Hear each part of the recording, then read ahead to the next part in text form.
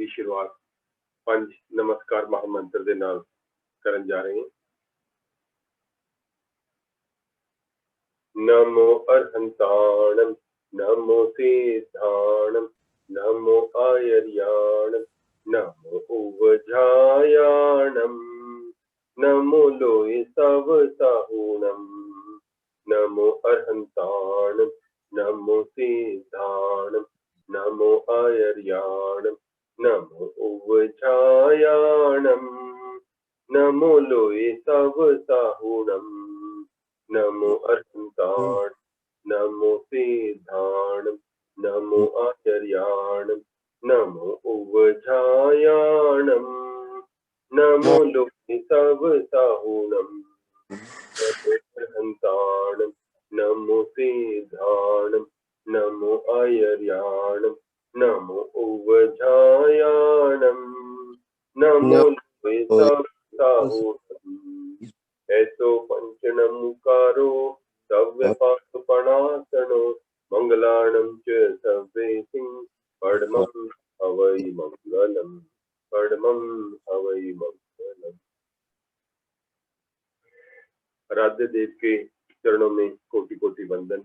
उपस्थित धर्म प्रेमी भाइयों और बहनों, सबसे पहले तो मैं उपस्थित सभी लोगों का बहुत बहुत साधुवाद देता हूँ कि वो समय पर उपस्थित हो गए हैं कार्यशाला के लिए। और इसके बाद मैं आप लोगों को पंजाब प्रांतीय सभा की एक मीटिंग की भी सूचना देना चाहता हूं कि वीरवार उषा बहन जी हैं इस वीडियो ऑन नहीं है, बाद में मिल लेंगे जी, कोई बात नहीं, जुड़ जाएंगे 4:30 बजे। और जो फिर कार्यशाला की शुरुआत मैं 1 मिनट इसको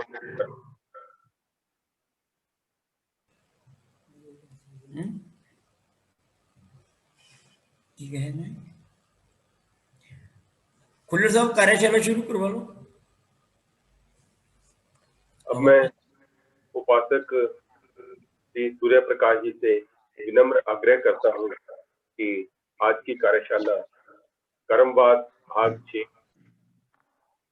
की शुरुआत की जाए और ये इस पे टाइप हो। अहिंसा के अवतार भगवान महावीर के चरणों में वंदन। तेरा पंथ धर्म संघ के आदि आचार्य श्री भिक्षु एवं इस गौरवशाली आचार्य परंपरा का स्मरण करते हुए वर्तमान आचार्य श्री महाश्रमण जी के चरणों में कोटिशः नमन। लुधियाना में विराजित साध्वी वृंद के चरणों में वंदन। पंजाब प्रांतीय सभा के अध्यक्ष महोदय, महामंत्री महोदय एवं अन्य पदाधिकारीगण और इस कार्यशाला से जुड़े हुए सभी संभागी गण। कर्मवाद की हमारी क्लास चल रही है और इस क्लास में आज यह इसका 6वां भाग है, कर्मवाद का 6वां भाग है। तो अभी तक हमने कर्म के बारे में जाना, कर्म क्या होते हैं, कैसे लगते हैं, क्या उनका प्रभाव होता है, कैसे अपनी प्रभाव वो दिखाते हैं, क्या उनकी अवस्थाएं होती है, ये सारी बातें हमने जानी। अभी पिछले 2 क्लास से हम ये चर्चा कर रहे हैं कि हमारा जो उद्देश्य है अपनी आत्मा को इन कर्मों से मुक्त कराना, तो वो हम कैसे करें। तो उसके लिए हमने पिछली क्लास में चर्चा की थी कि धर्म के द्वारा ही हम अपनी आत्मा को कर्म से मुक्त करवा सकते हैं। और धर्म कौन सा? वो केवली भाषित धर्म। और वो धर्म क्या बताया गया? भगवान ने वो धर्म 2 भागों में बांट के बताया, एक संवर धर्म और एक निर्जरा धर्म। संवर धर्म के बारे में हमने पिछली बार पूरी चर्चा की कि 5 प्रकार के संवर होते हैं और 5 ही प्रकार के संवर के बारे में मैंने आपको बताने का प्रयास किया। और निर्जरा को भी हमने 2 भागों में बांटा, एक बाह्य तप बाह्य निर्जरा और एक आभ्यंतर तप या आभ्यंतर निर्जरा जिसको हम कहते हैं। तो बाह्य तप की चर्चा हम पिछले सेशन में कर चुके हैं, पिछली क्लास में कर चुके हैं। आज हमें चर्चा करनी है आभ्यंतर तप की। इससे पहले मैं आपको ये बात बताना चाहता हूं कि जो दो प्रकार के धर्म भगवान ने बताए, संवर और निर्जरा, तो वैसे तो हमारा फोकस दोनों पे ही होना चाहिए, लेकिन विशेष तौर पर हमारा ध्यान संवर धर्म पर होना चाहिए। उसका क्या कारण है? क्योंकि देखिए, निर्जरा तो हर प्राणी के होती है, हर जीव की होती है, वो चाहे किसी योनि में है, निर्जरा प्रत्येक जीव के होती है। लेकिन संवर प्रत्येक जीव के नहीं होता है। संवर केवल सौभाग्यशाली ऐसे लोगों के ही होता है जो वास्तव में सम्यक्त्वी है। और दूसरी बात, संवर में दोहरा लाभ होता है। जहां संवर होता है वहां निर्जरा अवश्य रूप से होती है, संवर के साथ निर्जरा होती ही होती है। लेकिन यह आवश्यक नहीं कि निर्जरा के साथ संवर होगा, यह कोई जरूरी नहीं है। निर्जरा अलग से भी हो सकती है, लेकिन संवर कभी अलग से नहीं होता है। जहां संवर है वहां निर्जरा होती है। इसलिए हमारा जो ध्यान है वो संवर धर्म की तरफ ज्यादा होना चाहिए। तो हम निर्जरा धर्म के तो दूसरा वेद है आभ्यंतर तप। आभ्यंतर तप और बाह्य तप में क्या फर्क था? बाह्य तप में इस बाहरी आवरण को तपाना होता है। बाहरी आवरण यानी जो दिखाई देता है, शरीर, चाहे वो अनशन है, उन्नोदरी है, भिक्षाचरी है, रस परित्याग है, काय क्लेश है और प्रतिसंलिनता, ये 6 के 6 ऐसे भेद हैं जिससे इस शरीर को तपाया जाता है, शरीर को कष्ट दिया जाता है। लेकिन जो आभ्यंतर तप होता है उसमें कोई आवश्यक नहीं है कि शरीर को कष्ट मिलेगा, कोई जरूरी नहीं है। उसमें सूक्ष्म शरीर को तपाया जाता है। सूक्ष्म शरीर यानी जो भीतर में बैठा हुआ है, जो हमारा कार्मण शरीर है, उसको हम सूक्ष्म शरीर कहते हैं। तो कार्मण शरीर को तपाने वाला तप जो होता है वो आभ्यंतर तप होता है।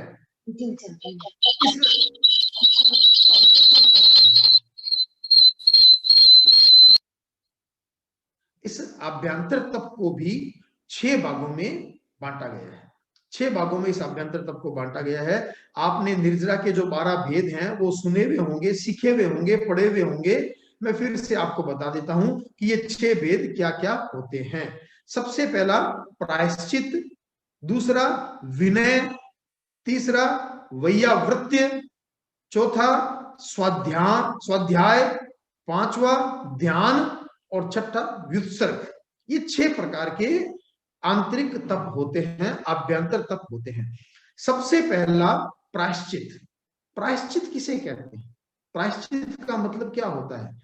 श्रावक अपने श्रावकाचार की ओर चलता है। श्रावक का जो आचार होता है, श्रावक के लिए जो आचरणीय है, श्रावक के लिए जो करणीय है, वैसा काम करता है। हम वैसा ही काम करते हैं, लेकिन फिर भी कहीं न कहीं, कभी न कभी हमारे द्वारा ऐसा काम हो जाता है, मन से, वचन से, काया से।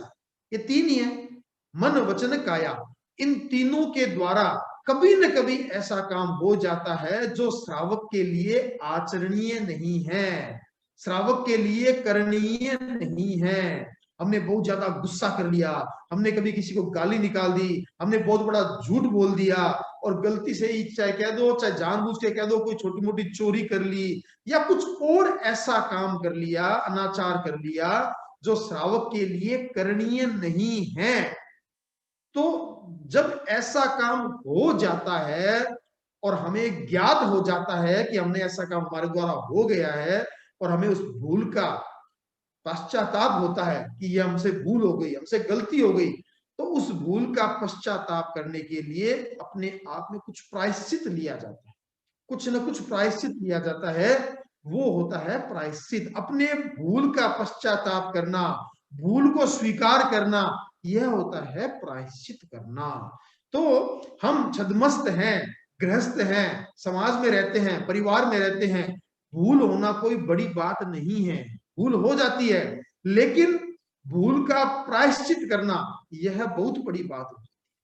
भूल हो जाती है, भूल हमें पता भी लग जाती है, लेकिन फिर भी अंदर का अहंकार जो होता है वो प्रायश्चित करने नहीं देता है। तो प्रायश्चित एक बहुत बड़ा तप है, अपनी भूल को स्वीकार करना। हम वेस्टर्न जो कल्चर है उसमें शब्द आता है सॉरी, एक सॉरी कहने से वो अपनी भूल को स्वीकार कर लेते हैं। सॉरी हम भी कहते हैं, लेकिन हमारा सॉरी कहना केवल औपचारिक है, केवल फॉर्मल है कि भाई कोई लगता है और सॉरी कह दिया। वास्तव में हमारे अंदर सॉरी की फीलिंग है या नहीं है, वो हमें देखना है। हमारे भीतर में सॉरी की फीलिंग आए, अंदर में फीलिंग आए कि वास्तव में हमसे ये गलती हो गई।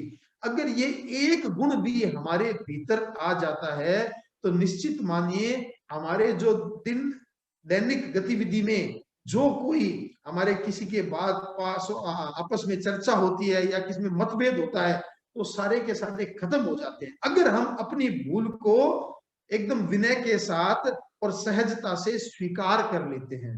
लेकिन हम कर नहीं पाते। अगर हमारे छोटे बच्चे के सामने या हमारे एम्प्लॉय के सामने, हमारे नीचे लोगों के सामने कोई हमारी भूल हो भी जाती है तो भी हम प्रयास यही करते हैं कि हम अपनी भूल को छुपा लें, अपनी बात को सही साबित करें। ऐसा हम सबके साथ होता है। क्यों? क्योंकि हम चाहते हैं कि उसके सामने मैं नीचे कैसे हो जाऊं, मैं अपने स्टाफ के सामने नीचे कैसे हो जाऊं, अपने बच्चे के सामने नीचे कैसे हो जाऊं, भूल को स्वीकार कैसे कर लूं।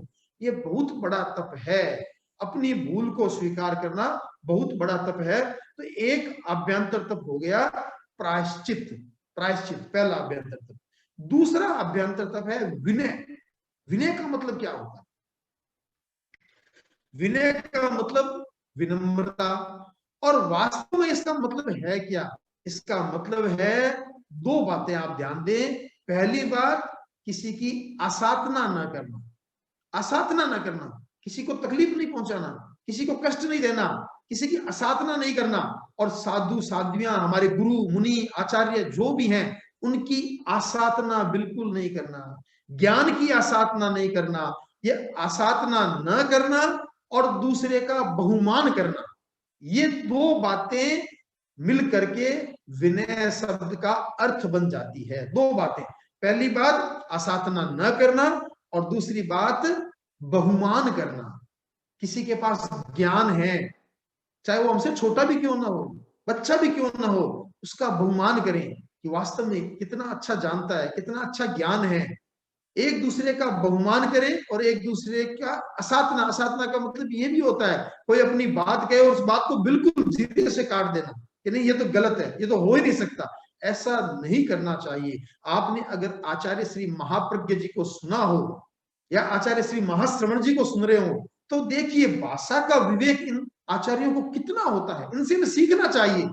हम केवल नारे लगाने में लग जाते हैं, इनसे सीखते कम है।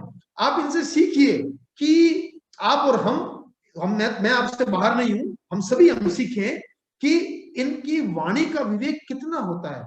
मैंने आचार्य महाप्रज्ञ जी के बहुत प्रवचन सुने हैं और कभी मैंने ऐसा नहीं सुना कि ये करना बुरी बात होता है, ये करना गलत बात होता है, कभी नहीं सुना।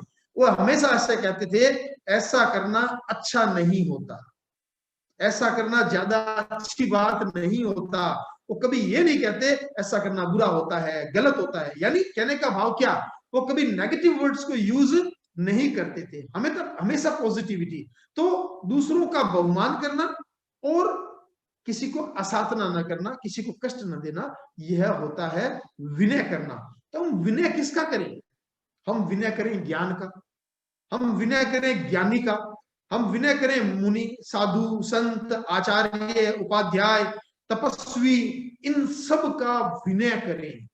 इन सब का विनय करने से हमारी निर्जरा होती है।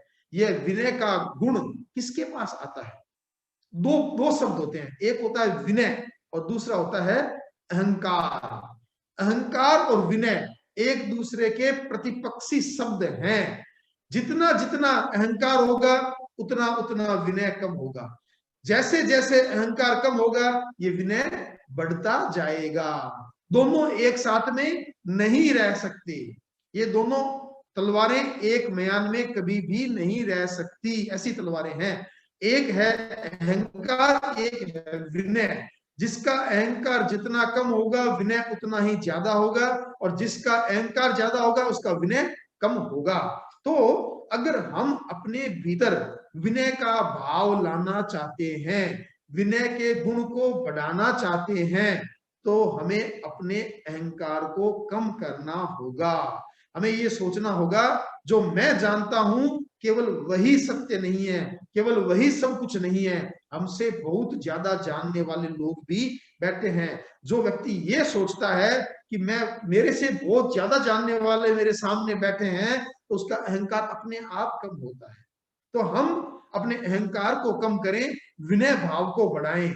तो विनय भाव को बढ़ाने से भी, अहंकार को कम करने से भी हमारी आंतरिक निर्जरा होती है। यह भी एक आंतरिक तप का भेद है। तो पहला हो गया प्रायश्चित, दूसरा हो गया विनय, और तीसरा है वैयावृत्य। ये वैयावृत्य क्या होता है? वैयावृत्य का मतलब होता है सेवा करना, मन से, वचन से और काया से सेवा करना। अब सेवा किसकी करना?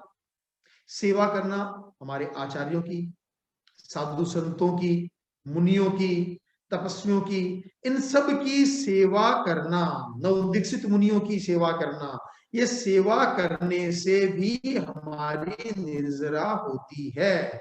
हम मन में उनके प्रति गुणगान करें, उनके प्रति बहुमान करें, बोल करके बहुमान करें, शरीर से सेवा करें, इनकी पद यात्रा में सेवा करें, अपना आहार बहरा के सेवा करें, अपने पास सुस्त सामान हो वह बहरा के सेवा करें, अगर कोई रोगी संत हो तो उनकी वैसे सेवा करें। तो ये जो सेवा की जाती है उससे भी हमारी निर्जरा होती है। तो सेवा करने से भी हमारी निर्जरा होती है। ये सेवा, अब कुछ लोग कहते हैं कि मैं बीमार पशु पक्षियों की सेवा करता हूं, अपने परिवार के लोगों की सेवा करता हूं। तो प्रश्न ये हो जाता है कि क्या ये करने से भी निर्जरा होती है क्या? यह एक प्रश्न है। आचार्य भिक्षु ने एक सिद्धांत दिया, उस सिद्धांत को यदि व्यक्ति कोई समझ लेता है तो वास्तव में वो धर्म को समझ पाता है। अभी अगर हम कह दें, ये मैं पब्लिकली तो नहीं कह पाता हूं, क्यों नहीं कहना चाहिए, लेकिन हम लिमिटेड लोगों की क्लास है तो मैं आपको कुछ बातें बताना चाहता हूं। हमारा फर्ज है कि हम अपने माता पिता की सेवा करें, अपने परिवार की सेवा करें, अपने परिवार समाज में कोई रोगी है तो उसकी भी सेवा करें। अभी कोरोना काल में कितनी कितनी सेवा हमारे धर्म संघ ने की है, सब लोग करते हैं, करनी भी चाहिए। लेकिन यह हमारा सामाजिक दायित्व है, राष्ट्रीय दायित्व है, लौकिक दायित्व है, लौकिक धर्म है।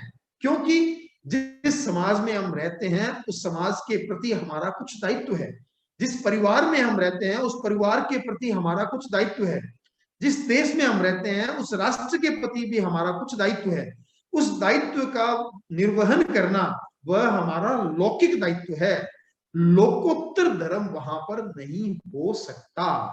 कल को हो सकता है हमें अपनी देश की रक्षा के लिए युद्ध भूमि में जाके युद्ध भी करना पड़े, वो हमारा राष्ट्रीय धर्म है, लेकिन वो हमारा आत्मिक धर्म कदापि नहीं हो सकता, लोकोत्तर धर्म कदापि नहीं हो सकता, अध्यात्म का धर्म कदापि नहीं हो सकता। उसी प्रकार से हम अगर किसी संयमी की सेवा करते हैं, संयमी यानी जो व्रतों को स्वीकार करने वाला है, जो साधु है, साध्वी है, मुनि है, उनकी अगर हम कोई सेवा करते हैं, वो लोकोत्तर धर्म है, लोकोत्तर धर्म है, आत्मा का धर्म है, आत्म कल्याण का मार्ग है, अध्यात्म का धर्म है। और जो असंयमी की सेवा करना है, असंयमी चाहे वो कोई भी क्यों ना हो, कोई समाज का व्यक्ति हो, कोई राष्ट्र का व्यक्ति हो, कोई परिवार का व्यक्ति हो, कोई हमारा रिश्तेदार भी क्यों ना हो, असंयमी व्यक्ति की सेवा करना हमारा कर्तव्य हो सकता है, सामाजिक पारिवारिक कर्तव्य हो सकता है, लेकिन आध्यात्मिक धर्म नहीं हो सकता। इस बात को आप समझने का प्रयास करें, यह भेद रेखा ये निकालें कि कहां धर्म है, कहां धर्म नहीं है। लौकिक और लोकोत्तर धर्म को समझना बहुत जरूरी होता है। आप समझने का प्रयास करें। इसकी हो सकता है हम कोई अलग क्लास में अलग से चर्चा करेंगे, यहाँ सिर्फ मैं इतना कहना चाहता हूं कि वैयावृत्य का मतलब होता है सेवा करना, और वो सेवा किनकी करना? संयमी की। वो चाहे हमारे आचार्य हैं, चाहे उपाध्याय हैं, चाहे साधु संत हैं, मुनि हैं, तपस्वी मुनि हैं, नवदीक्षित मुनि हैं, ये सारे के सारे इसमें आ जाते हैं। इनकी सेवा करना वैयावृत्य में आता है, और वैयावृत्य करने से भी हमारी कर्मों की निर्जरा होती है। अब है चौथा भेद। चौथा भेद है स्वाध्याय। स्वाध्याय का मतलब अध्ययन करना। स्व प्लस अध्याय। स्व का मतलब अपना, खुद का यानी अपनी आत्मा का, अपनी आत्मा का अध्ययन करना। ऐसा अध्ययन करना, ऐसा सुनना या पढ़ना जो हमारे आत्म कल्याण में जरूरी है, जो आत्मा के कल्याण में, आत्मोन्मुखी मार्ग में जो जरूरी है, उसका स्वाध्याय करना, उसको पढ़ना, उसको सुनना, यह स्वाध्याय की कैटेगरी में आता है। केवल पढ़ने को हम स्वाध्याय नहीं कह सकते। कल को आप कह दे मैं उपन्यास पढ़ता हूं, कल को आप कह दे मैं अपनी स्कूल की किताबें पढ़ता हूं, कल को आप कहते हैं मैं न्यूज़पेपर पढ़ता हूं, ये सारे स्वाध्याय नहीं हो सकते। अध्ययन हो सकते हैं, स्वाध्याय नहीं हो सकते। स्वाध्याय यानी ऐसा साहित्य पढ़ना, ऐसा प्रवचन सुनना जो हमारी आत्म कल्याण में सहायक होते हैं, आत्मा का कल्याण करने में जो साधक हैं, ऐसा स्वाध्याय करना। तो जैसे हम अपने आचार्यों, आचार्य प्रवर की या कोई संतों की ऐसी पुस्तकें जो वास्तव में हमें आत्मा का मार्ग दिखाती है, आत्मा के मार्ग पर आगे बढ़ाती है, तो उसे पढ़ना वो स्वाध्याय है। गुरुओं का प्रवचन सुनना, साधु संतों का प्रवचन सुनना, वो स्वाध्याय है। हम जो चर्चा कर रहे हैं, अभी हम बैठे चर्चा कर रहे हैं, ये स्वाध्याय है। क्योंकि ये सारी की सारी चर्चा, ये प्रवचन हमें आत्मा के मार्ग पर आगे बढ़ाते हैं, आगे बढ़ने की प्रेरणा देते हैं। तो ऐसी बातें पढ़ना या सुनना जो हमें आत्म मार्ग पर आगे बढ़ाती है, आगे बढ़ने के लिए प्रेरित करती है, वो स्वाध्याय कहलाता है।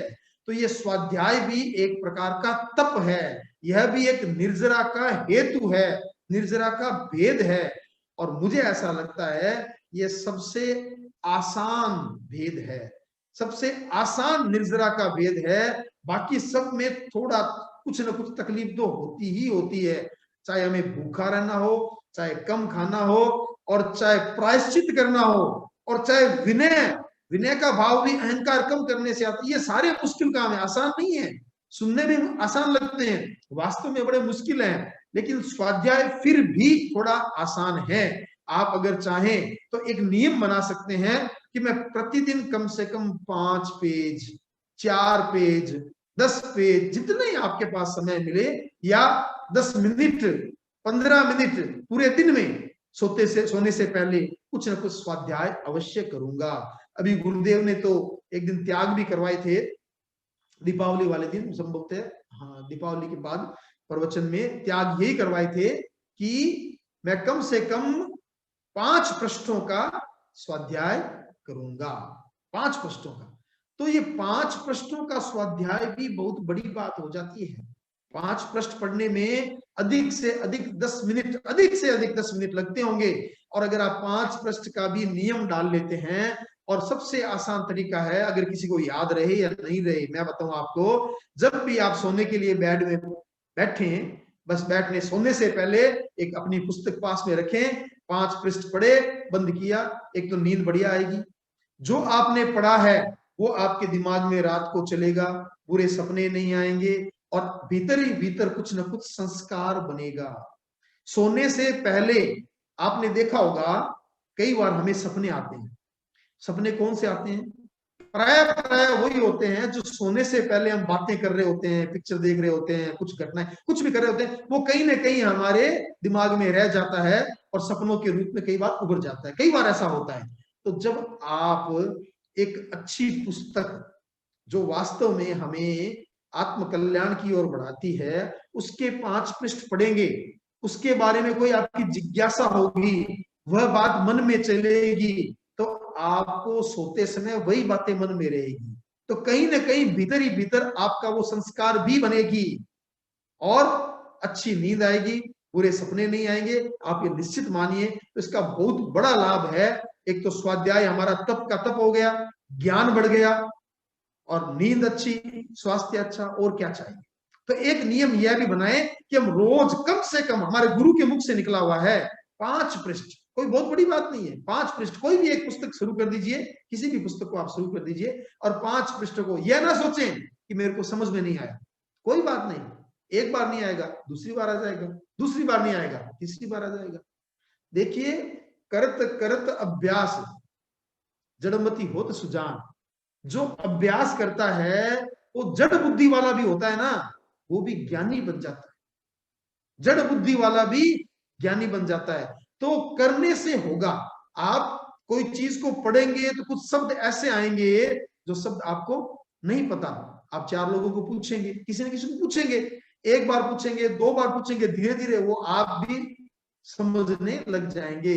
मैं आपको बताऊं, हमारे इस ग्रुप में एक व्यक्ति जुड़ा हुआ है, विद्याचल बोथरा। हर क्लास में जुड़ते हैं, प्राय हर क्लास में जुड़ते हैं। पिछली बार जब हिमांशु मुनि हमारे घर पधारे तो हिमांशु मुनि ने इनको त्याग दिलाया कि भाई सामायिक के त्याग में। तो मैंने मुनिश्री को कहा, मुनिश्री इसका त्याग भंग हो जाता है, इसको त्याग ज्यादा मत दिलाओ। फिर भी उन्होंने 15 सामायिक का त्याग दिलाया।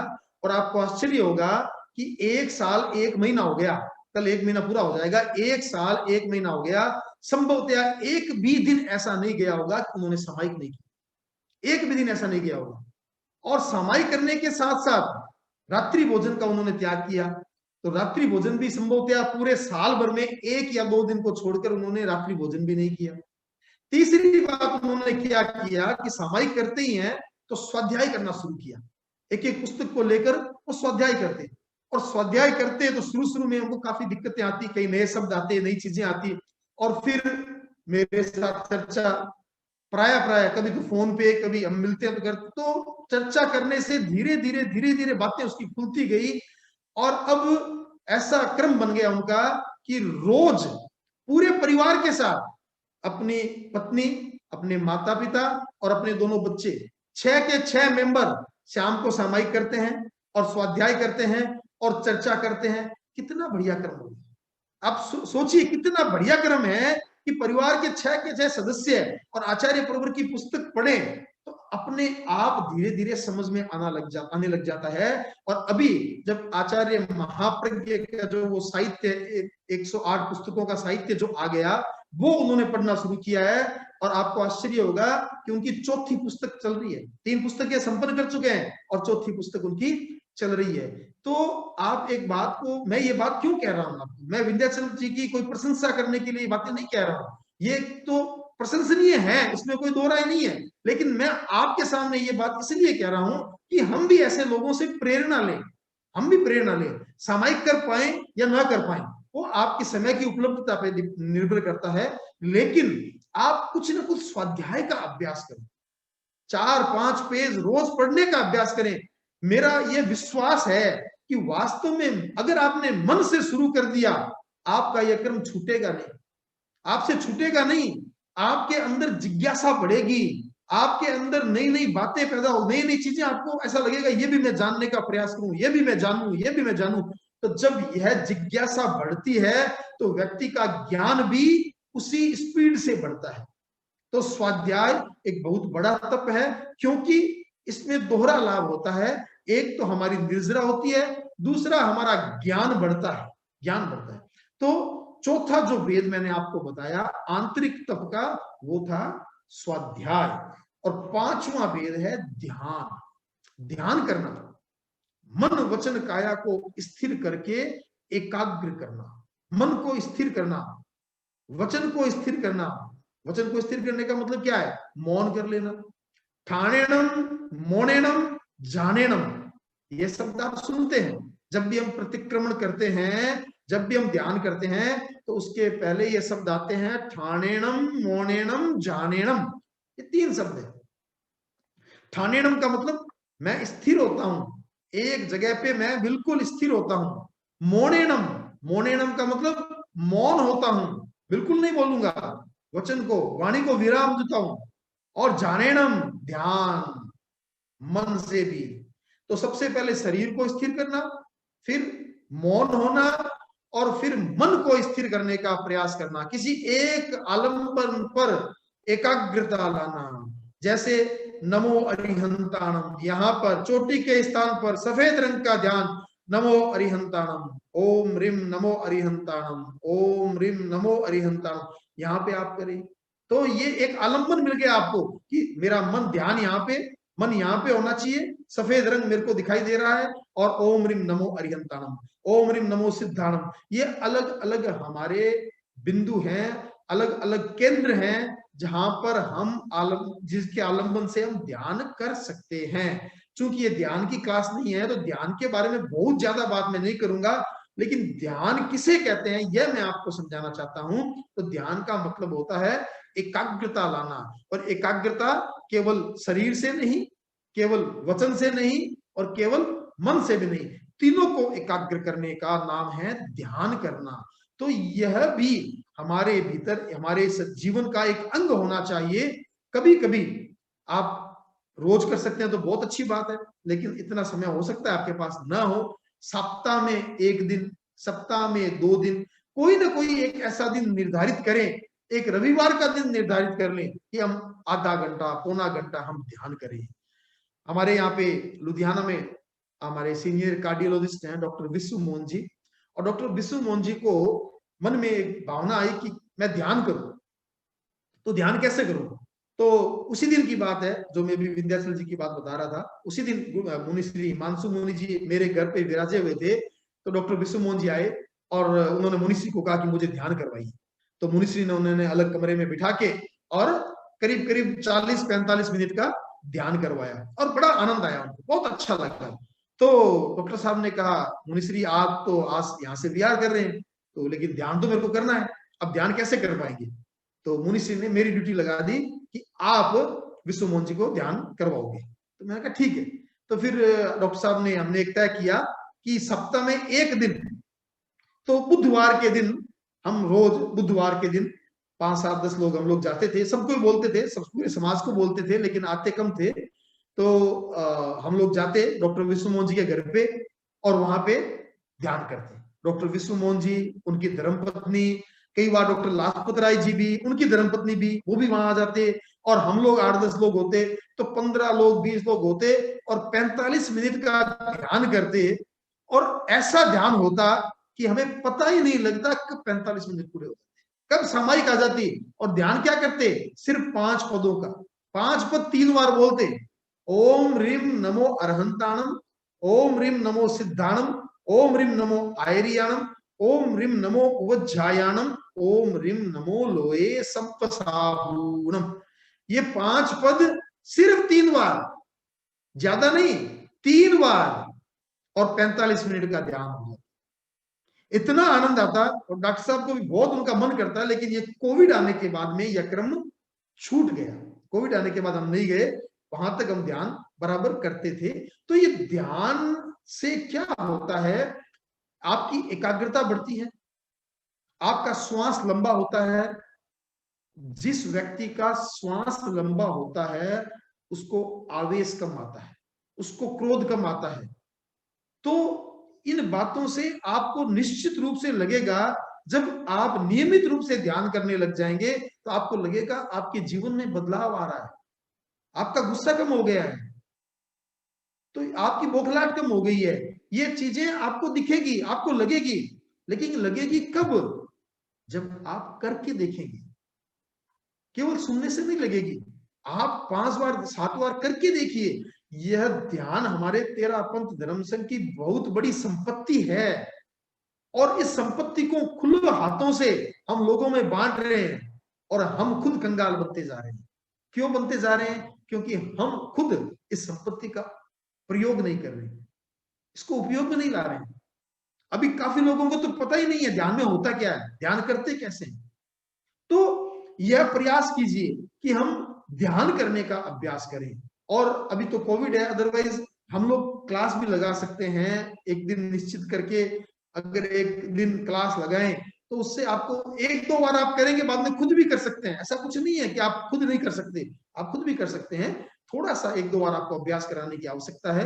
तो ये ध्यान करना भी एक प्रकार का तप होता है, इससे भी हमारा सूक्ष्म शरीर जो है वो तपता है, कर्मों की निर्जरा होती है। उसके बाद अंतिम जो भेद है इसका अभ्यंतर तप का, वो है व्युत्सर्ग। व्युत्सर्ग का मतलब होता है विसर्जन करना।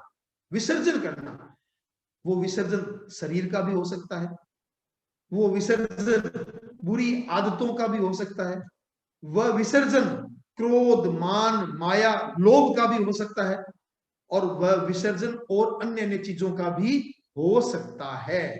लेकिन हम यहाँ पे जो व्युत्सर्ग शब्द का सामान्यतः अर्थ लगाते हैं वो कायोत्सर्ग से लगाते हैं। कायोत्सर्ग का मतलब होता है काया का उत्सर्ग करना, और काया का उत्सर्ग करना मतलब शरीर का उत्सर्ग करना। और शरीर का उत्सर्ग करने का मतलब यह कदापि नहीं है कि शरीर को छोड़ देना, आत्मा अपनी बाहर निकाल लेना, यह मतलब नहीं होता है। कायोत्सर्ग का मतलब होता है ऐसी अवस्था को प्राप्त करना जहां आप यह देख सके कि मेरी आत्मा अलग है, शरीर अलग है। आत्मा और शरीर यह भेद रेखा, दोनों में भेद है, शरीर अलग है, आत्मा अलग है। एकदम शिथिल कर देना, एकदम शरीर को ढीला छोड़ देना, ऐसे जैसे कोई आदमी मरा हुआ होता है ना, मृत तुल्य बन जाना, किसी भी प्रकार का हलन चलन नहीं, जैसे कि हम अपनी आत्मा है, आत्मा में मस्त है और शरीर हमारा अलग ही पड़ा है, ऐसा लगना चाहिए। ये होता है कायोत्सर्ग। हम अपने क्रोध, मान, माया, लोभ जो हमारे कसाय हैं, उन कसायों का विसर्जन करें। ये विसर्जन व्युत्सर्ग, ये व्युत्सर्ग होता है। कसायों का विसर्जन करने, धीरे धीरे कम करने का प्रयास करें कि हम क्रोध कम से कम करेंगे, अहंकार कम से कम करेंगे, माया नहीं करेंगे, लोभ कम से कम। तो यह भी कायोत्सर्ग होता है। कायोत्सर्ग का मतलब शरीर का उत्सर्ग करना, और व्युत्सर्ग में ये सारी चीजें आ जाती है। शरीर का उत्सर्ग भी करना, कसायों का उत्सर्ग करना, अपनी बुरी आदतों को छोड़ना, ये सारा का सारा व्युत्सर्ग होता है। अगर आपने कभी ध्यान का शिविर अटेंड किया हो, मुझे नहीं पता आपने किया या नहीं किया, मैंने तो किया है कई बार, तो इसमें दो तीन चीजें ये बहुत आवश्यक होती है। एक तो ये कायोत्सर्ग है, और दूसरा ये ध्यान। कायोत्सर्ग की एक और विशेषता बताता हूं कि अगर कोई व्यक्ति 15 मिनट का कायोत्सर्ग कर लेता है तो समझ लो उसकी 2 घंटे की नींद पूरी होती, आराम से। इतना रिलैक्स होता है व्यक्ति, कायोत्सर्ग करना सीख ले तो एक एक्स्ट्रा एनर्जी उसके पास आ जाती है। हम लोग सुबह से शाम तक मेहनत करते हैं, ऐसा तो संभव नहीं है, विशेषकर पुरुषों के लिए। स्त्रियां तो फिर महीने तो घर पे होती है, तो हो सकता है वो दोपहर में आधे घंटा घंटा विश्राम भी कर लेती होगी, लेकिन विशेषकर पुरुषों के लिए, हमारे लिए ये संभव नहीं होता कि हम दोपहर में घंटा 2 घंटा दुकान में, फैक्ट्री में, ऑफिस में सो जाएं। अगर आपको कायोत्सर्ग करना आता है, आप अपना दोपहर का खाना खाने के बाद में 15-20 मिनट बाद, आधे घंटे बाद, अगर 10 मिनट का, 15 मिनट का कायोत्सर्ग कर लें, यह सीख जाएं, तो मेरा विश्वास है आपको ऐसी एनर्जी लगेगी, और 15 मिनट के बाद ऐसा लगेगा जैसे आपको सारी थकान दूर हो गई। मतलब 2 घंटे की नींद के बराबर ये काम करती है 10-15 मिनट का कायोत्सर्ग। तो ये सीखे, और इसमें सीखने में कोई बहुत बड़ी भेद की बात नहीं है। हमारे आचार्यों की, आचार्य श्री महाप्रज्ञ जी कई सीडी, कई उनकी कैसेट सीडीज आती हैं, या मुनि श्री कृष्णलाल जी स्वामी की कई सीडीज हैं जिनमें कायोत्सर्ग किया हुआ होता है। तो आप बिल्कुल चाहे बैठ करके, चाहे खड़े होकर के, और चाहे लेट करके, लेट जाइए, कुछ नहीं करना, और शरीर के एक एक अंग पर ध्यान दीजिए। अंगूठे से, पैर के अंगूठे से लेके मस्तिष्क तक, एक एक शरीर के अंग पे ध्यान दीजिए, और उसे कहिए कि भाई एकदम शांत, एकदम शांत, शिथिल शिथिल शिथिल, किसी भी प्रकार का हलन चलन नहीं, एकदम बिल्कुल निश्चित होके गिर जाए, सो जाए। और आप जब ध्यान कर रहे होंगे, एक एक अंग पे जा रहे होंगे, आपको पता ही नहीं लगेगा कब आपको नींद सी आ जाएगी, पता ही नहीं लगेगा। और 5 मिनट बाद, 10 मिनट बाद जैसे ही आपकी नींद खुलेगी, आपको लगेगा कि मुझे कितनी लंबी नींद लेके मैं उठा हूं, बहुत एनर्जेटिक होता है। तो ये कायोत्सर्ग का अभ्यास भी आप करके देखिए, एक दो बार करेंगे तब आपको इसका आनंद आएगा, तब आपको लगेगा कि वास्तव में कायोत्सर्ग क्या होता है। तो ये 6 भेद आभ्यंतर तप के मैंने आपके सामने प्रस्तुत किए हैं। सबसे पहले प्रायश्चित, दूसरा विनय, तीसरा वैयावृत्य, चौथा स्वाध्याय, पांचवा ध्यान और छठा व्युत्सर्ग। ये 6 भेद, 6 बाह्य तप के भेद थे और 6 ही आभ्यंतर तप के भेद हैं। ये 12 भेद मैंने आपको बताने का प्रयास किया है। इन 12 ही भेदों के बारे में अगर आपकी कोई जिज्ञासा हो, अगर आपका कोई प्रश्न हो, कोई कुछ आप पूछना चाहते हो, तो आप अपना प्रश्न रख सकते हैं। इसके साथ में अगर हम चर्चा करें 12 व्रतों की, श्रावक के 12 व्रत होते हैं। श्रावक के 12 व्रतों को जब हम स्वीकार करते हैं, पता नहीं कितने लोगों ने किए हैं, कितने लोगों ने नहीं किए हैं। अगर 12 व्रत पूरे नहीं भी किए होंगे, कुछ न कुछ व्रतों को तो आपने स्वीकार किया ही होगा। चाहे रात्रि भोजन त्याग किया होगा, चाहे 2 घंटे का त्याग किया होगा, चाहे कुछ और मिठाई का त्याग किया होगा। कुछ न कुछ त्याग हम सभी करते हैं। हम श्रावक हैं तो कुछ न कुछ त्याग करते हैं। जो हम ये त्याग करते हैं, ये क्या है? क्या ये संवर है या निर्जरा है? इस बात को हमें समझना चाहिए। हम जब जब जितना जितना त्याग करते हैं, वो सारा का सारा संवर धर्म होता है। लेकिन इस संवर धर्म के साथ में निर्जरा भी होती है, जैसा मैंने पहले आपको बताया। जैसे आपने कहा मुझे 2 घंटे कुछ भी खाने का त्याग है, चारों आहार का त्याग है या तीनों आहार का त्याग है। ये त्याग जो आपने किया, ये त्याग की जो भावना है, ये तो है संवर।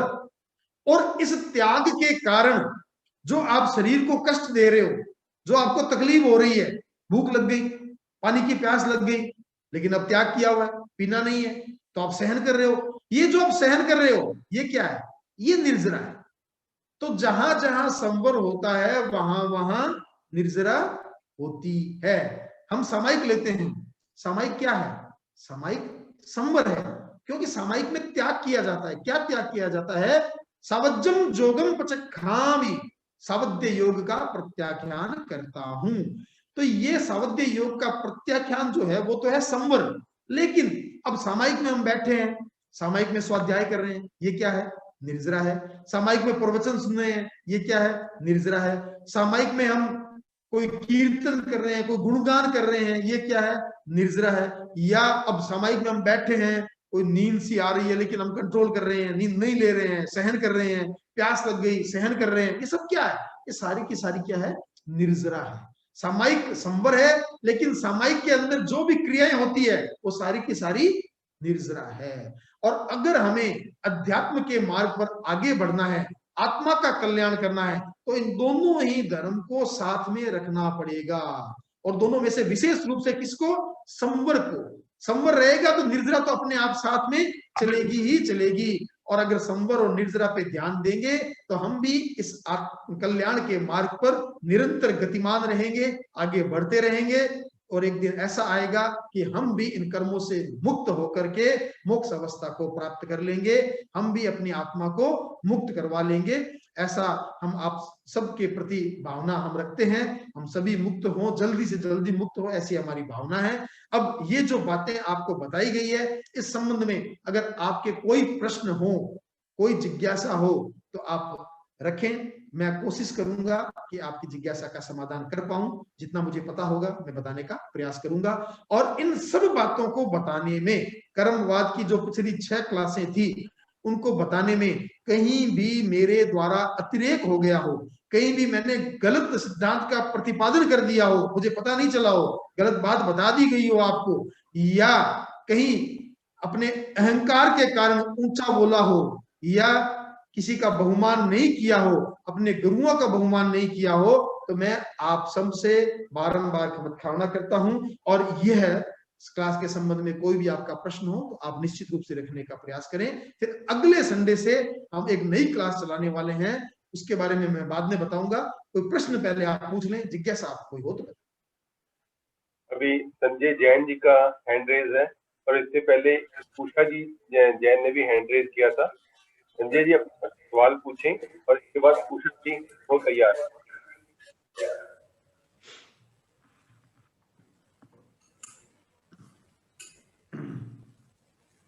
अनम्यूट करो। हाँ जी, मेरी आवाज आ रही है जी? आ रही है। हाँ जी, हाँ आ रही है। हाँ जी, सभी को मेरा जय जिनेंद्र। मेरा उपासक जी से दो जिज्ञासाएं हैं मेरी। एक तो जैसे हम ऐनापूर्वी पढ़ते हैं, क्या ये भी स्वाध्याय है?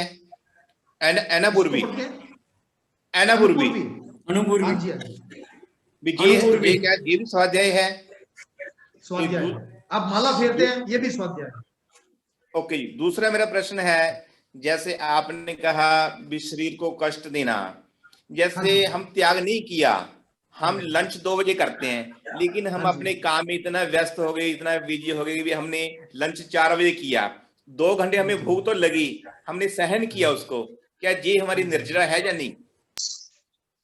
वो तो यही दो प्रश्न है। ठीक है, निर्जरा है या नहीं?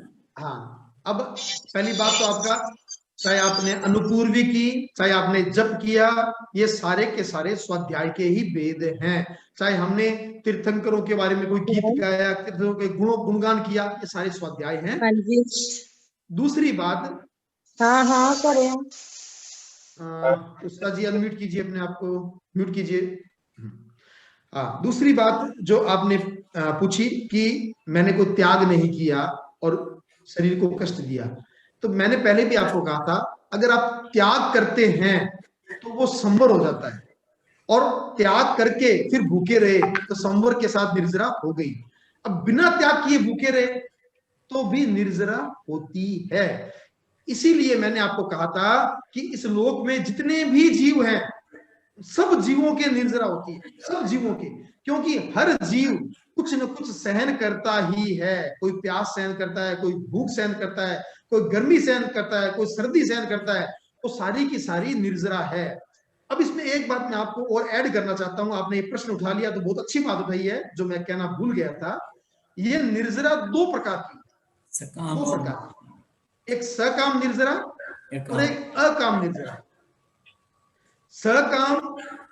सकाम का मतलब होता है कामना के साथ, कामना सहित। और कामना किस चीज की? मोक्ष प्राप्त करने की। मैं निर्जरा कर रहा हूं, मैं भूखा रह रहा हूं, किस लिए? मोक्ष को प्राप्त करने के लिए, अपनी आत्मा का कल्याण करने के लिए अगर मैं भूखा रह रहा हूं, वह कहलाती है सकाम निर्जरा। जैसे हमने उपवास किया, हमें ये नहीं है खाना नहीं मिल रहा, खाना हमारे सामने पड़ा है, पर हम भूखे रह रहे हैं। क्यों रह रहे हैं? हम अपना आत्मा का कल्याण करना चाहते हैं, तो वो क्या है? सकाम निर्जरा। और दूसरी होती है अकाम निर्जरा। अकाम निर्जरा का मतलब ये होता है जिसके लिए हमारी कोई कामना नहीं है, आत्म कल्याण की कामना नहीं है। जैसे आपने जैसे उदाहरण दिया, आप दुकान गए, अपना टिफिन बॉक्स साथ में लेके गए, 2 बजे आप खाना खाते हैं, और जैसे ही खाना खाने का आपने बैठने लगे, कोई ग्राहक आ गया, और ग्राहक आ गया तो 1 घंटा 1.5 घंटा उसके साथ लग गया। अब आपको भूख लगी हुई है, निर्जरा आपकी हो रही है, लेकिन आप जो भूखे रह रहे हैं, अपनी आत्म कल्याण के लिए भूखे नहीं रह रहे हैं। आपका यहाँ पे उद्देश्य है, आत्मा का कल्याण नहीं है। यहाँ पे आपकी व्यस्तता के कारण, आप अपने काम के कारण भूखे रह रहे हैं। इसे हम अकाम निर्जरा कहते हैं।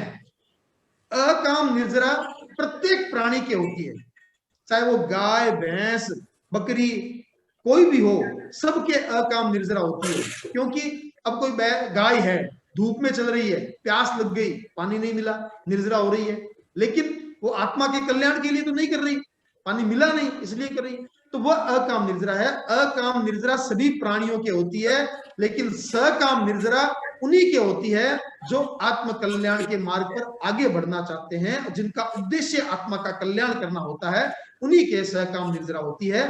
तो आपके इस प्रश्न में, अगर आप त्याग नहीं करते हैं तो भी निर्जरा तो होती है, लेकिन वो आपकी निर्जरा अकाम निर्जरा है। ठीक है? ओम रहम। उषा जी अपना प्रश्न पूछें, और इसके बाद चंद्रकला जी कोचर साउथ हावड़ा से, उन्होंने हैंड रेज किया, इनके बाद वो पूछेंगे। जय जिनेंद्र सभी भाई बहनों को। आवाज आ रही है मेरी? आ रही है। मैं तो भाई साहब वो सेवा के लिए कहना चाहती थी, वो आपने कह दिया, जैसे समय तो मैं बोल देती हूँ। हाँ बोलिए। 1-2 मिनट के लिए लेंगे। ठीक है। हमारी अखिल भारतीय तेरा पंथ महिला मंडल की ओर से महाशमनी जी की साध्वी प्रमुखा श्री जी के रास्ते की सेवा में चौका चल रहा है। जिस भी भाई बहन ने 5 बहनों को अनुमति मिली है हमको पंजाब की ओर से कि 5 बहनें सेवा कर सकती हैं, तो जिसमें से बहनों का फीस है 3100 रुपया पर हफ्ता और आने जाने का किराया। इसमें अगर मतलब अनुमति घर से मिलती है पूरी सहयोग देने की पैसे की तो बढ़िया है। अगर कोई भाई बहन जैसे श्रम कर सकता है, कोई सेवा दे सकता है, कोई दान दे सकता है, तो उसमें से पंजाब सभा की ओर से भाई केवल किशन जी से बात हुई थी, वो भी अपना पूरा सहयोग देंगे।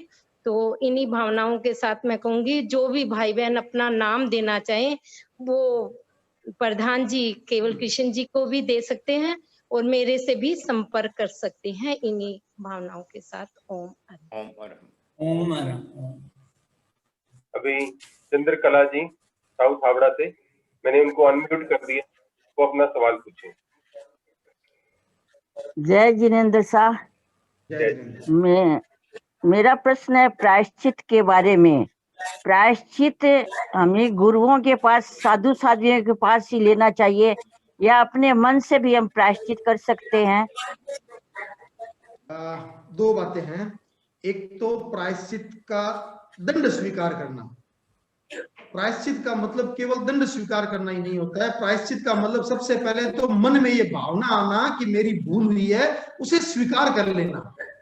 अगर आपने किसी को गलत कह दिया, गलत बात कह दी, सबसे पहले तो उसके सामने अपनी स्वीकार कर लेना, भाई मेरी भूल हो गई। सबसे पहला प्रायश्चित तो ये है। उसके बाद में अगर अध्यात्म के संबंध में, कोई हमारे त्याग के संबंध में, कोई उपवास के संबंध में, कोई हमसे भूल हुई, हमने कोई त्याग लिया हुआ था वो हमसे भूल हुई, तो इन सब का जो प्रायश्चित है कोशिश करनी चाहिए कि हम आचार्यों से लिए, गुरु से लें अपने। अगर गुरुदेव के जाना संभव नहीं लगता हो, साधु साध्वी विराज रहे हो, तो उनसे ही हमें लेना चाहिए। वो दंड स्वीकार किया जाता है, प्रायश्चित स्वीकार किया जाता है, वो हमें साधु साध्वियों से, अपने गुरुओं से ही लेना चाहिए, अपने आप नहीं लेना चाहिए। क्योंकि अपने आप लेने का मतलब है हमारे भीतर अहंकार है कि हम किसी और के सामने अपनी गलती क्यों बताएं। बाहुबली जब भरत से युद्ध हुआ और जब उन्हें लगा कि ये संसार तो निस्सार है और उन्होंने अपना लुंचन किया और चल दिए दीक्षा के लिए, चलते चलते उनके दिमाग में आया कि मैं अगर पिताजी के पास जाऊंगा, ऋषभ भगवान के पास जाऊंगा और वहां दीक्षा स्वीकार करूंगा तो वो तो काम गड़बड़ हो जाएगी। क्या गड़बड़ हो जाएगी कि वहां जाऊंगा तो मेरे 96 भाई, छोटे भाई वहां पहले से मुनि बने हुए हैं, अब दीक्षा मैं अब लूंगा तो मेरे से वो बड़े हो गए और उन्हें मुझे वंदना करनी पड़ेगी। अब देखिए कहां चल रहे हैं, अध्यात्म के मार्ग पर, आत्मा के कल्याण के मार्ग पर। एक कांटा चुभ गया कि मेरे भाइयों को, छोटे भाइयों को वंदना कैसे करूं, तो उधर नहीं मुड़े, पांव दूसरी तरफ मुड़ गए और एकदम खड़े हो गए। और देखिए 12 महीने तक खड़े रहे ध्यान में, इतनी कठोर साधना, और एक कांटे को निकालने की जरूरत थी। तो भगवान ऋषभ ने जब देखा कि बाहुबली इतनी बड़ी साधना कर रहा है और एक कांटे के कारण रुका हुआ है, तो उन्होंने ब्राह्मी और सुंदरी को समझाने के लिए भेजा। और जब उन्होंने अपने भाई से कहा कि गज से नीचे उतरो, हाथी से नीचे उतरो, बाहुबली ने सुना आवाज तो मेरी बहनों की लग रही है, लेकिन मैं ध्यान में खड़ा हूं, मैं कौन से हाथी पे बैठा हूं। अचानक भावधारा मुड़ी, उन्होंने सोचा ओहो मैं अहंकार के हाथी पे बैठा हूं, और जैसे ही वो अहंकार विलय हुआ और केवल्य की प्राप्ति होगी। तो ये कांटे जो हैं, मूल बात होता है हमारे मन से वो कांटों को निकालना। और लेकिन प्रायश्चित अगर हमें स्वीकार करना है, दंड स्वीकार करना है, तो गुरुओं से, साधु साधियों से ही हमें स्वीकार करना चाहिए अपने आप। मैंने साध्वी श्री जी से प्रायश्चित स्वीकार करना चाहा, लेकिन साध्वी श्री जी ने कहा कि श्रावक संदेशिका में जो लिखा है उसको पढ़कर आप स्वीकार कर लीजिए। कर सकते हैं। तो वो श्रावक संदेशिका में किसके निर्देशानुसार लिखा हुआ है? हमारे आचार्य प्रवर ने लिखा हुआ है ना, आचार्य प्रवर की प्रेरणा से, आचार्य प्रवर के निर्देशानुसार लिखा हुआ है। तो श्रावक संदेशिका एक तरह से यही मान लो कि हमारे आचार्य प्रवर द्वारा दिया गया ही प्रायश्चित है। ओम। ओम हरम कृतज्ञोस्मि। आपने बहुत अच्छा बताया। हाँ जी गुरु साहब। एक और की जैसा हो तो वो अपना हैंड रेज करके अपना हैंड रेज वाला बटन दबा दें, मैं उनको अनम्यूट कर दूंगा। अभी लगता है किसी और की जिज्ञासा नहीं है। उपासक जी से विनती है कि अगले हफ्ते का जो आप बताने का वो बता दें, इसके बाद एक बार मंदिर सभा की मीटिंग के बारे में, आने वाली मीटिंग के बारे में बता दें। कृपया आप बता दें। अगले सप्ताह में, जैसा कि मैंने पिछले क्लास में आपको कहा था कि हमारे संभागियों में से एक संभागी की हमारी ऐसा थी कि जैनी जीवन शैली के बारे में हम चर्चा करें। ये जैनी जीवन शैली क्या है, कैसे इसकी उत्पत्ति हुई, क्यों गुरुदेव ने ऐसा सोचा। अब हालांकि मैंने सोचा था कुछ इसकी भूमिका आज बताऊंगा, लेकिन आज अब समय की उपलब्धता नहीं है, तो मैं अब इतना ही आपको आज कहता हूं कि अगली क्लास हमारी जो होगी वो जैनी जीवन शैली पर आधारित होगी। और यह क्लास सबको अटेंड करनी चाहिए, चाहे वो बच्चे हों, बड़े हों, बुजुर्ग हों, कोई भी हो, क्योंकि यह कोई साधना की क्लास नहीं है, यह कोई धर्म ध्यान करने की क्लास नहीं है, ये एक जीवन शैली की क्लास है कि आज हम हमारे जो संस्कार हैं उन संस्कारों को कैसे हम सुरक्षित रख पाए। एक ऐसी जीवन शैली जो हमारे गुरुओं ने हमें बताई है, जिसमें हम अपने सामाजिक, राष्ट्रीय, पारिवारिक दायित्वों का निर्वहन करते हुए भी उसके उन संस्कारों के अनुरूप, उन सिद्धांतों के अनुरूप अपनी जीवन शैली को जी सकते हैं। उसके 9 बिंदु बताए गए हैं। मैं एक एक बिंदु की आपके सामने चर्चा करूंगा और वास्तव में एक एक बिंदु समझने योग्य है, विचारणीय है और आचरणीय है। तो हम सब अगली क्लास में अधिक से अधिक संख्या में लोग जुड़े, एक से एक साथ में जुड़े। और यह तत्व ज्ञान नहीं है, इसलिए जिसको तत्व ज्ञान, जिनको खारा लगता है, फीका लगता है, समझ में नहीं आता है, वो लोग भी इससे जुड़ सकते हैं। निश्चित रूप से आपकी जीवन शैली में बदलाव आएगा, परिवर्तन आएगा, आपकी जीवन शैली जैन सिद्धांतों के अनुरूप बनेगी। पास है। इन्हीं शुभ आशाओं के साथ अगले रविवार को मिलते हैं ठीक 3:30 बजे। अब कोई सूचना आपकी कुलर साहब हो तो आप देख लीजिए। सूचना ये है, जैसे शुरू में ही मीटिंग में दे दी थी, पर फिर भी अभी बाद में और भी बहुत से लोग जुड़ गए हैं, इस वजह से मैं सूचना को रिपीट कर देता हूं। सूचना ये है कि पंजाब प्रांतीय सभा की कार्यकारिणी की मीटिंग 17/12 दिन वीरवार को शाम 7:15 बजे 8:15 बजे रखी गई है और इसका एजेंडा है पंजाब में 13 पंथ भवनों के खुलने की और उनमें गतिविधि संबंधियों की, क्योंकि कोविड-19 के चलते काफी समय से भवन बंद चल रहे हैं। अब इसमें कैसे गतिविधि चलाई जाए उस पर विचार किया जाएगा, उस पर सभी का सुझाव लिए जाएंगे, क्योंकि ये मीटिंग सभी शहरों के साथ संबंधित है, सभी भवनों के साथ संबंधित है। पूरे पंजाब से इसमें सभी श्रावक इसमें भाग ले सकते हैं। तो वीरवार 17/12 शाम 7:15 बजे 8:15 बजे इसका लिंक आज शाम तक व्हाट्सएप पे डाल दिए। एक मिनट, हाँ जी, 1 मिनट की अनुमति लेना चाहता हूँ। हाँ जी। मैं आपका, मेरे पास कोई ऐसे शब्द नहीं जिसका मैं आपका धन्यवाद करूं। क्यों धन्यवाद देना चाहता हूं आपको, इसका एक रीजन है। अभी जैसे आपने कहा कि ध्यान की थोड़ी बात आपने कही कि उसमें कितना मजा है और उसका ये भी एक कर्म निर्जरा का साधन है, तो हमारे मन में भी एक जिज्ञासा हुई है।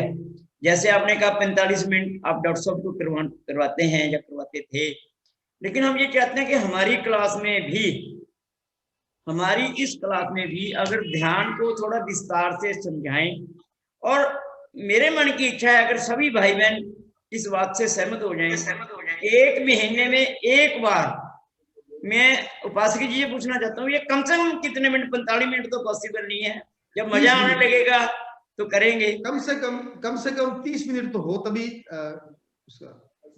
तो मैं ये चाहता था, क्योंकि हम छोटे व्यापारी हैं तो उतनी मांग करेंगे, हम चाहते हैं कि 10 मिनट में भी इसका प्रयोग किया जा सकता है। हाँ, क्यों नहीं किया बाकी जा सकता? आपको सुनने की इच्छा रहती है हमारी। 5 मिनट का भी कर सकते हैं, 10 मिनट का भी कर सकते हैं, क्यों नहीं कर सकते?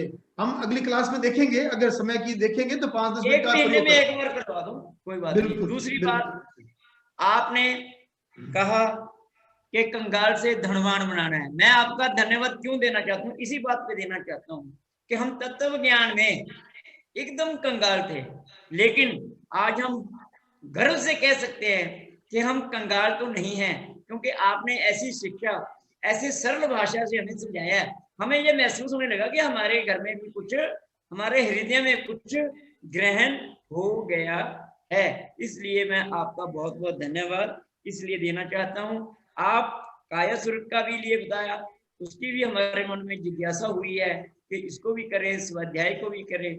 स्वाध्याय तो आप करवा ही देते हो, संडे में हमारा 1 घंटे का स्वाध्याय, हम मानते हैं इसको, आप भी शायद मान गए। अब ध्यान के लिए और उसके लिए आप हमें ध्यान देंगे, टाइम देंगे। और एक बात और मेरा हाथ जोड़ निवेदन है, जो आपने 12 व्रत की बात करी है, 12 व्रत के विषय में बताया है, उसकी भी हमें सुनने की चाहत मेरे है। ध्यान में है, आपका वो जो- निवेदन आया हुआ है, 12 व्रतों की चर्चा हम जैनिक जीवन शैली के बाद में 12 व्रतों की चर्चा करेंगे। बिल्कुल ध्यान में आपका कहा उसके हुआ है। साथ धन्यवाद, धन्यवाद। ओम मंगलवार। सबसे पहले तो केवल किशन जी, जो आपने धन्यवाद दिया है ना, वो मेरे को नहीं है, वो सारा का सारा जो आपने दिया है सारा गुरु चरणों में समर्पित है। कि जो कुछ हो रहा है सब गुरुदेव की प्रेरणा से होता है, उनकी शक्ति से होता है। हमारा कुछ नहीं है, हम कर क्या सकते हैं? हम कुछ नहीं कर सकते, लेकिन ये उनकी शक्ति होती है तो होता आज्ञा है। से है, हम मानते हैं। बिल्कुल बिल्कुल, लेकिन आपने आपकी जो जो दिया, आपने जो जो आपकी दिया सरल सारा का शैली सारा है, गुरु चरणों में समर्पित है, सारा का सारा गुरु चरणों में ओम समर्पित है। राम, ओम राम। और संभवतः मैं परसों गुरुदेव के दर्शन करने जा रहा हूं, तो वहां जाके आपकी भावना भी रख दूंगा कि समर्पित, आपका समर्पण कर दूंगा वहां जाके। तो अब सुने मंगल पाठ। ओम ह्रीं नमो अरहंताणम, ओम ह्रीं नमो सिद्धाणम, ओम ह्रीं नमो आयर्याणम।